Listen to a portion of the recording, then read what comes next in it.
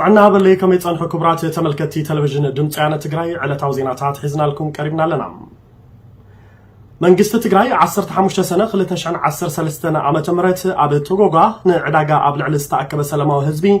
ብዳግማይ ደርጊ ፋሽስታውያን ዝተፈጸመ ደብዳብ ነፋሪት ኣመልኪቱ መግለጺ ኣውፂሎም ሙሉእ ትሕዝቶ መግለጺ መንግስቲ ትግራይ ከም ዝስዕብ ክቐርበልኩም እዩ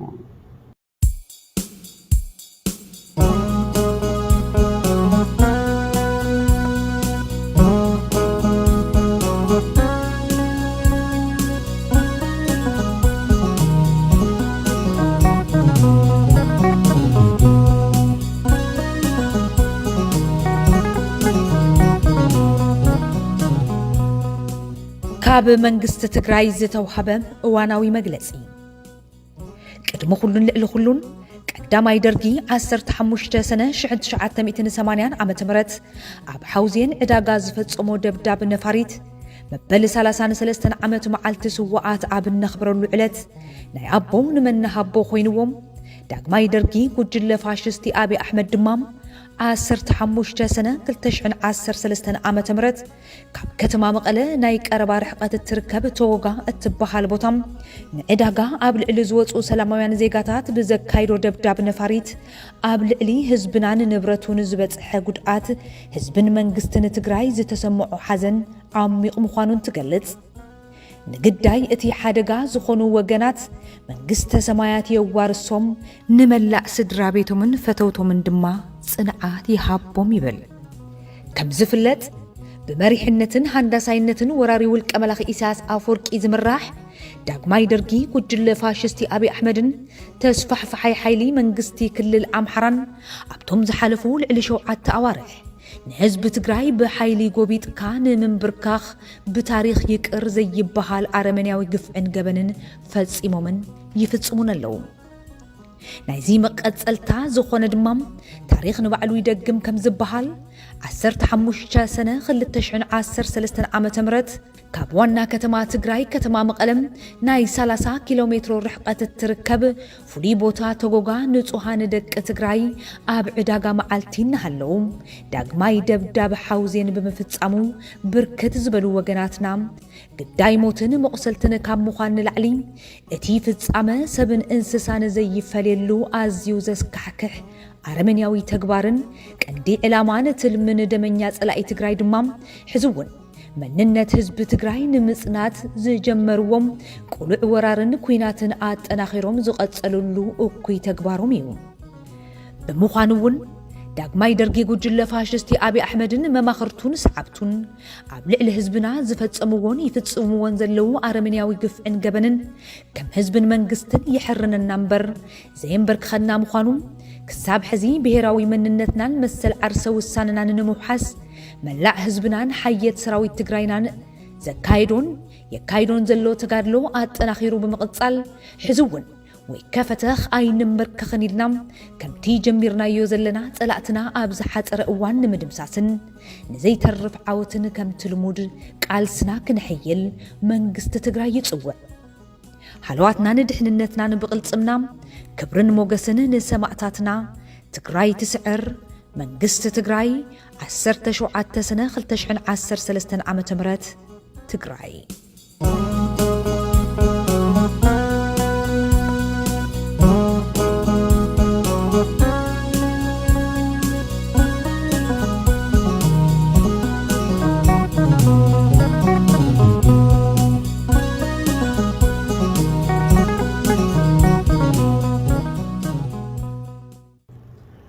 ፋሽስት አብይ አሕመድ በቅድመ ትማሊ ኣብ ቶጎጋ ንዕዳጋ ኣብ ልዕሊ ዝተኣከበ ሰላማዊ ህዝቢ ዝፈጸሞ ደብዳብ ነፋሪት ሕብረት ኣውሮፓ ብትረት ኾኒኖ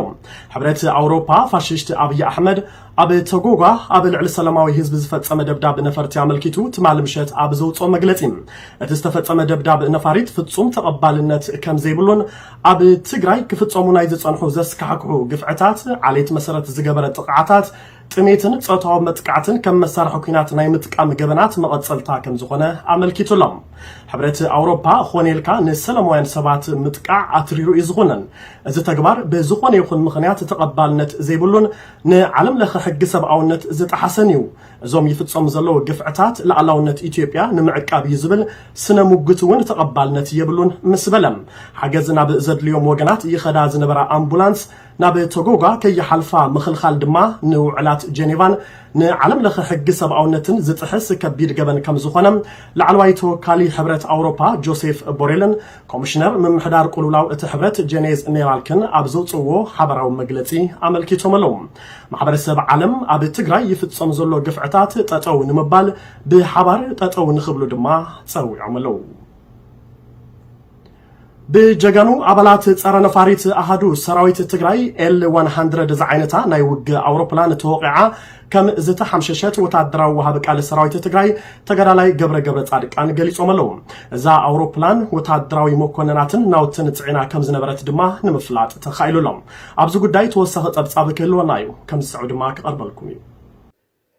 جگنا سراويت تجري بأفريقيا أو جنرال تجراوي ألولا بانجاب استسيمو فري لون برك أو متكعتو بزل على برك بمغتصال بمستنكراو عوتات يمرش كمزلو وتدراو هبقال سراويت تجري تجرالاي جبرت أرك أنا فليتهم مسزبن منجستن تجري تواليدو حيات سراويت تجري بزوس دوم زلو برك أو متكعتات تجري نسألة حيلتات رمز خوينات توملا دهول سراويت فاششت أبي أحمدن والكملاخي إساياس أفوركن ساينساو متكعتات جگنا سراويت تجري مسوار أبي وم مريت تجري أبي باتوم مأتون موسئن سئينوم يركبو جگنا سراويتنا كاب أبي عدي نابيج لاستوجسه جزيف حيلس ألاقي أمونجو أجبن شو عت حجمن وجحتا عسش دشتسنه كلتشحن 10 عام تمرت مت أنا السفيح متكعت جمير الله 16 سنة كلتشحن 10 عام تمرت دمع جينا مكل خال أير سراويت تجري عقباب مقالة أدق على أبستبال فولي بوتا L100 استبالت أصوار الزعنت نايوج أوروبلان كاب أير قوليبو حمشي شوالو هزب تجري نمتشفشاف كاف فاششتوان ورد استلاخت نايوج أوروبلان استفلاليو أصوارات سعينا 5 ون تفليت الله جينا مكل خال أير سراويت تجري خبابي 5 ساعات بميسئل زحمششا L100 زعينتا نايوج أوروبلان انتخون جينا مكل خال أير سراويت تجري زاجيد بركت زبلا نايوج أوروبلانات كاب أير نقلبه أمريت تجري خبيروانيو مريت تجري رمز زخونتو سألاي سماي تجري ون رمز خويناتو زحزون زجبت أنسينو أب كبير رعدي وديقو يركب بعلت 15 سنة معلت سواتنا علول فاششتاو جل أبي أحمد أب كبابي توغوغا نعداغاز تأكبه سلاماو هزبي بنفرتوغ دبداب بمكاد فصوم فاششتاون أرمنيون تكبار فتصيمويو بزيوغن بوزحات سلاماوان سبات كمز تقتلون 5 قصلون وتدراو هبقال سراويت تجري تجرالاي جبرت أرك أنا فليتهم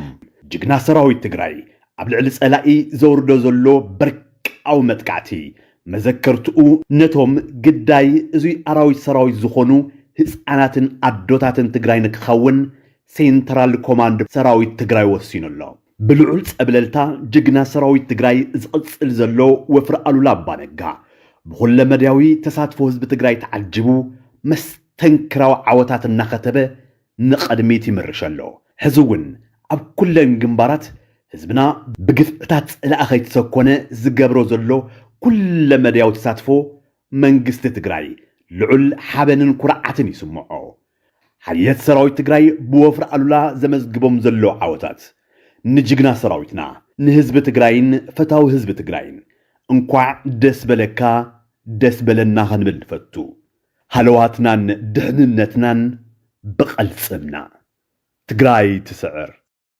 بزعبا اتاكاب كتما بحر دار معرفو نفرتي تبقيسام تانكتات مدافعاتن وتادراو عدقن سنقن تعينا ناب كتما مقالة تبرر زنبرت ناي ولك ملاخي إساس أفوركي أنتونوف نفاريت بجگنا سراويت تجراي توقعا أب كباب ججت زت حمششت وكيلنا يوحانس برهانة أفتبوتا ترخيبو زواردو تسابتساب دما كم السعب كقربيو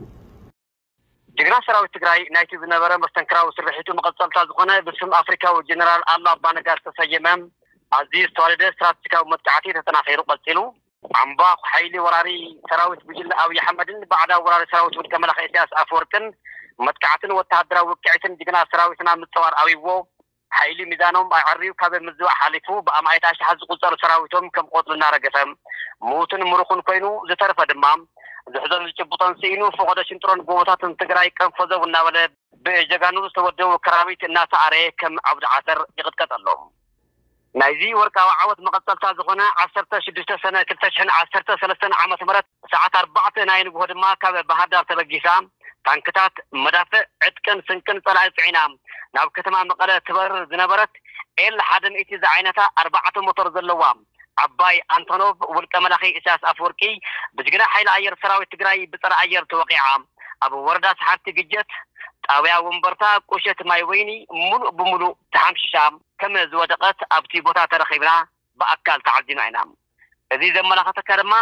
ፋሽስት ጉጅለ አብይ አህመድን ባዕዳው ወራሪ ወልቀ መላኺ ኢሳያስ አፈወርቅን አብ አፈደገ ሞት አትዮም ዝገብርዎ ዘለው ናይ ተስፋ ፈሓጠበር ምዃኑን ነቲ ብጅግና ሰራዊት ትግራይ ዝበጽሖም ዘሎ ሕቆ ዝጎዝዝ ወታደራዊ መጥቃዕቲ ክጻወርዎ ከም ዘይከኣሉ ዘመላኽት እዩ እታ አንቶኖቭ አብ ተሐምሽሽተሉን ዝወደቀትሉን ቦታ ተረኺብና ዘዛረምናዮ ነበርቲ ናይ ተኻብ ድማ በስርሕት ጅግና ሰራዊትና ከም ዝተሓበኑ ብምግላጽ እታ አንቶኖቭ ኢሳያስ መዳፍዕን ታንክታትን ከም እውን ወታደራትን ጽዒና ከም ዝነበረት እውን ገሊጾምልና እዮም ንሓውን ካብቲ ዝቃጸለ ዝነበረ ዝረኸብናዮ ምልክታት ንምርግጋጽ ክኢልና ኢና ብተወሳኺ ዝተቃጸለ በርከት ዝበለ ናይ ወታደራት አስካሪን እውን ረኺብና ኢና ጅግና ሰራዊት ትግራይ ካብ 11 ክሳብ 14 ሰነ 2013 ዓመተ ምህረት ኣብ መላእ ከባቢታት ትግራይ ከምውን ኣብ ከባቢታት የጨላ ሸውዓት ሕጉም ሰለ ቸልን ዓዲ ድጉርን ኣብ ዘካይዱ ኣዝዩ ዝተዋለደ ወታደራዊ መጥቃዕቲ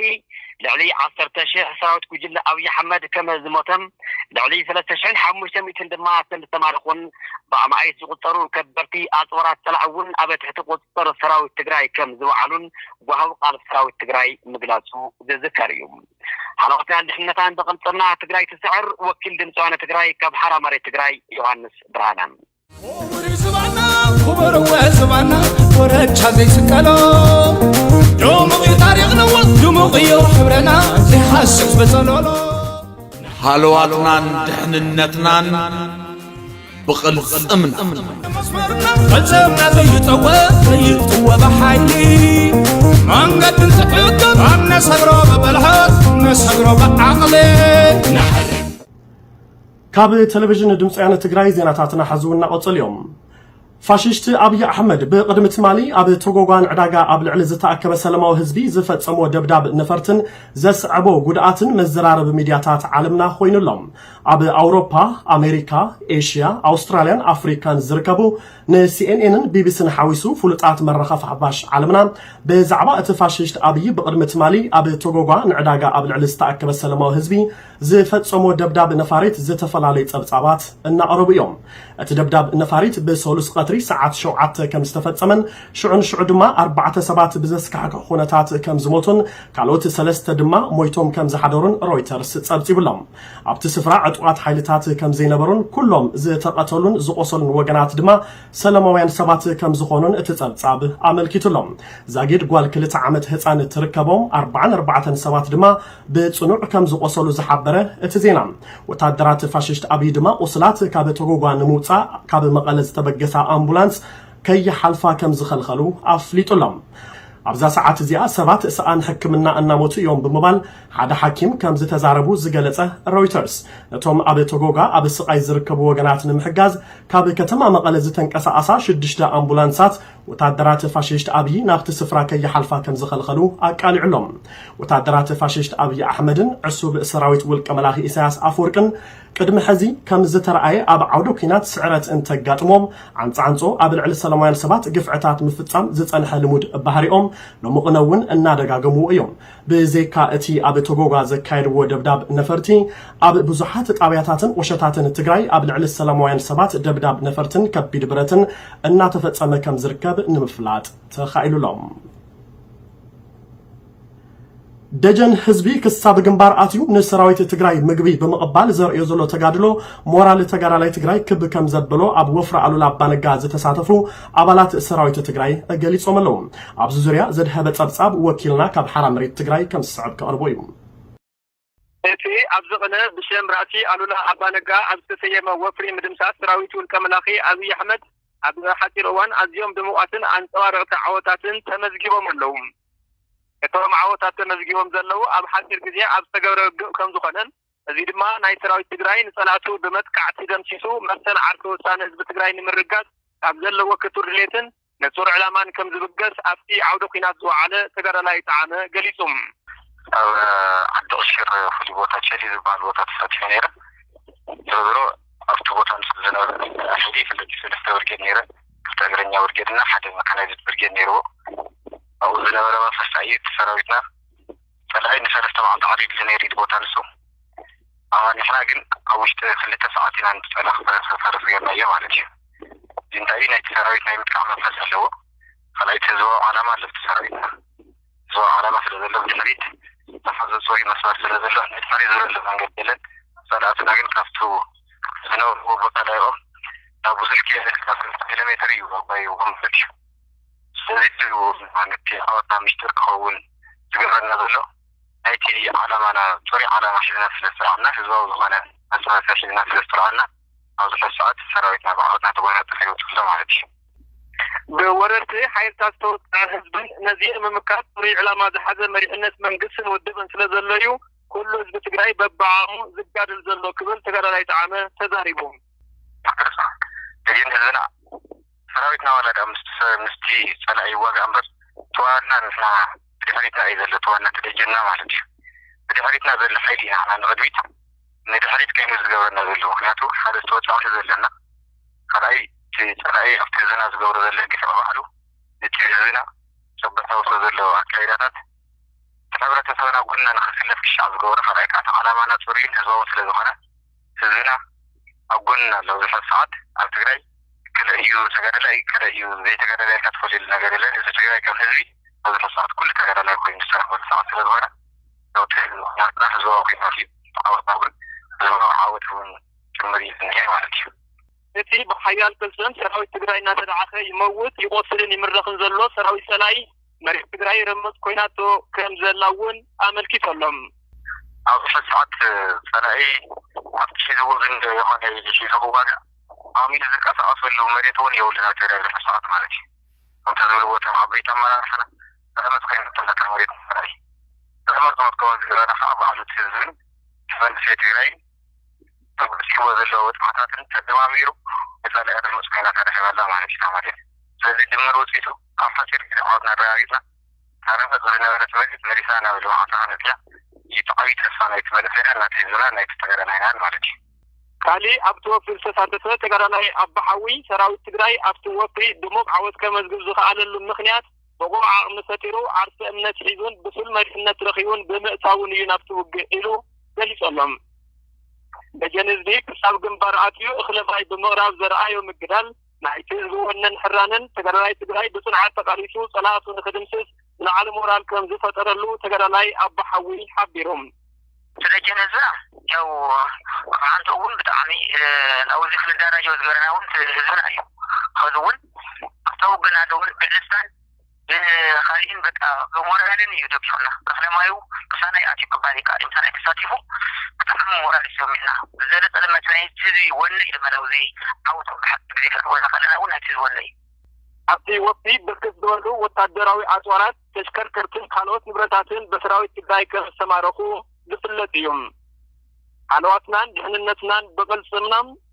تجراي تسعر وكيل دمسويان تجراي كابل حرامري تجراي ዝተፈላለዩ ሃገራት ኣውሮፓ ዕሱብ ባዕዳው ሰራዊት ውልቀ መላኺ ኢሳያስ ኣፈወርቂ ኣብ ትግራይ ይፍጽሞም ንዘለዉ ዘስካሕክዑ ግፍዕታት ኾኒነን ኣብ ጄኔቫ ይሳለጠ ኣብ ዘሎ መበል 47 ወዓላ ሰብኣዊ መሰላት ውድብ ሕቡራት ሃገራት መንግስታት ቤልጅየምን ጀርመንን ዕሱብ ባዕዳው ሰራዊት ውልቀ መላኺ ኢሳያስ ኣፈወርቂ ኣብ ትግራይ ይፍጽሞም ዘለዉ ዘስካሕክዑ ግፍዕታት ኾኒኖም ኣለዉ ቤልጅየም ባዕዳው ሰራዊት ውልቀ መላኺ ኢሳያስ أبي تجري بزعبة زفت سموزلو قفعتات زملكات وسان حساب أبتو على كم التقرب أفليت ألم جرمن بقراء والكملاخي إساس أفوركي أبوشت إيرتران أبي تجري نفت سموزلو عبيت جبناتن تحساتات سبعة مسلاتن كم ز الشقلوا أبتو على جليس ألم إنجليز بوجنا بعد وسرايت والكملاخي إساس أبي تجري تميت كم مسار حكناتي تكم كم زلون كالوت قفعتات ون يفتسم كم زلون بمحبار إذا تجبر فتسم تقبلنت كم زيبلو نبيت مخلص سبعة مسلات ودب حبرات حجرات أفليت ألم بتوسخي والكملاخي إساس سرايتو كابت تجري نخوت كم زت حساسبت EEPA تبتي بلام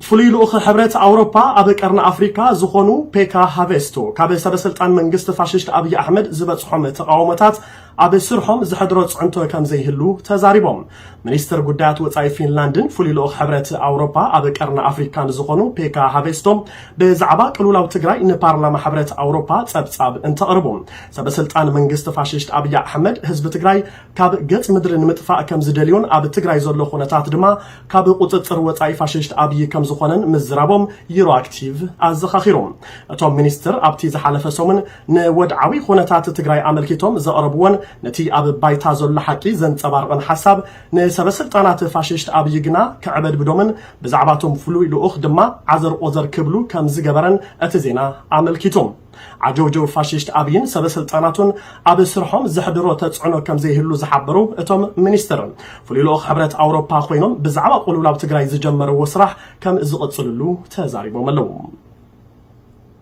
أبي موداتام فاشيشت أبي أحمد أبي تجري زول عكينات تطو أبيلو زت السلام ككايدن حيلتات تمكعت كل الأمحران بعدها سرايت والكملاخي إساس دما كابي تجري كوتون كم زلوم تجليتهم تفولت مسيحة عالمنا نيوس ويك نبر بريزيدنت مبراق تيمور بمسرح كم زبلون فاشيشت أبي تجري بسنك زول عكينات مع اللي يازي بلو دفعتات كم استفدت من كبير زخانة سبعة وقولون تميتن كم استخستن بمحبار تحززلو انكو فتح تخسيت تطو أبيلكا زت السلام مكيادن حيلتات تمكعت كل الأمحرة بعدها سرايت والكملاخي إساس دما كاب تجري مريت كوتون كرجاجت بزخل عجباب كوتون مجبارن كم زخانة تصاب حبيرلهم بتوسخي جبرت السنة تكالات بزي جدب حاجز نبتتك كم تقربوا مجبارن نسرحهم زد اليوم مسارحتات مفقدن كم زدلي كمون أبي تجري أبز تفل عليه كبابتات إثيوبيان زلو تولت تجري دحننتهم كحلو كم زلون نيوس ويك عمل كتلهم أمباركس زي خبركم تملكتي تلفزيون دمس عيالة تقرأي نزعلت زبلنا يوم زيناتاتون أبزي زازمنا لنا سلامك تتالكم أمسجنا لنا حالواتنا دحننتنا بقلصمنا تقرأي تسعر سلام